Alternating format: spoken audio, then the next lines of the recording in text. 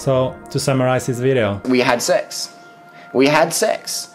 And it was adult, consensual sex. So we had sex. It was all fun. It was all good. There was no pressure. HC had a good time. It was adult, consensual sex. There was no pressure. There was none of that at all. Consensual adult sex. When this was 100% consensual adult sex.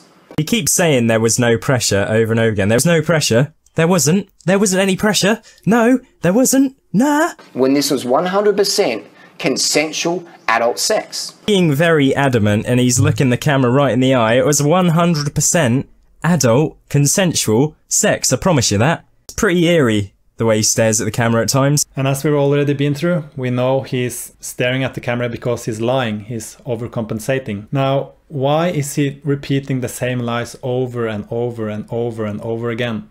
It's a form of brainwashing. Remember, about 98% of thought is unconscious and beyond conscious control. So if you can use language to activate your worldview in somebody else, you have power. First, repetition. Right. Over and over and over. The language means something. It activates what's called a frame in your brain, which is part of a worldview. I have no cognitive ability to process that differently. You have to resist it all the time in order to stop it. But most people don't. Most of the population can't consciously resist all the time. Why? Because that's how brains work. If you have language that activates an idea which is physically there in your brain, every time it's activated, it gets stronger. The more it's repeated and activated, the stronger it gets. So now you're telling me that my mind is so easily manipulated. Some people's minds are. Not yours may or may not be. Yeah. But most people are not consciously looking for what is going on opposing them. And most people don't think about other people's worldviews. If you hear some information that comes in and it doesn't fit what your brain can understand or comprehend, you're going to either change it or ignore it or attack it. One of those things. And in fact, I mean, lots of experiments show this. If you go into neuroscience, it's well known.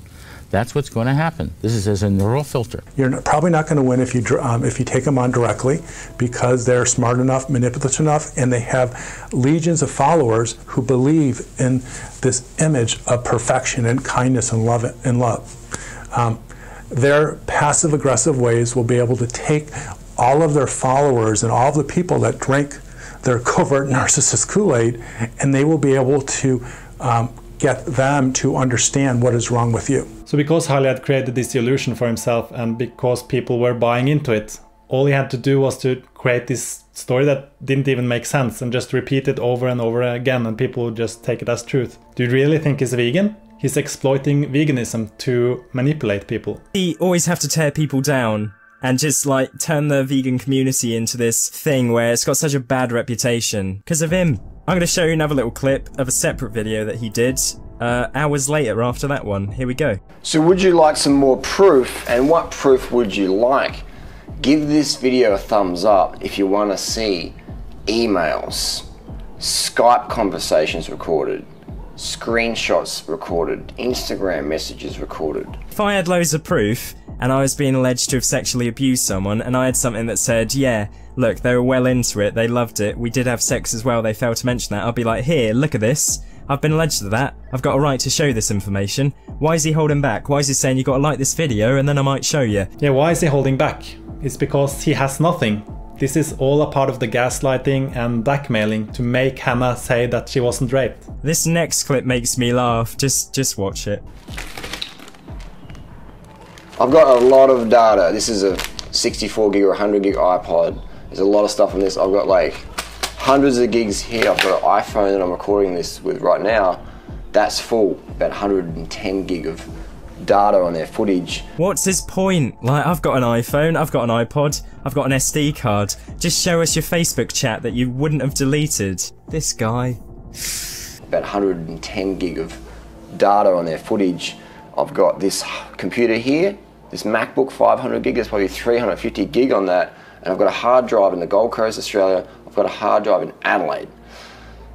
So something's gonna come up. And I've also got my Gmail account, and I looked at it last night and showed a few people what was going on, and they're just like, this is shit. So he has footage, voice recordings, emails, Instagram messages, screenshots, and he's showing nothing. Why is that? In this video here, Durenrider is talking about the evidence. So he has plenty of footage. Just look at this. Look at that. Look at that.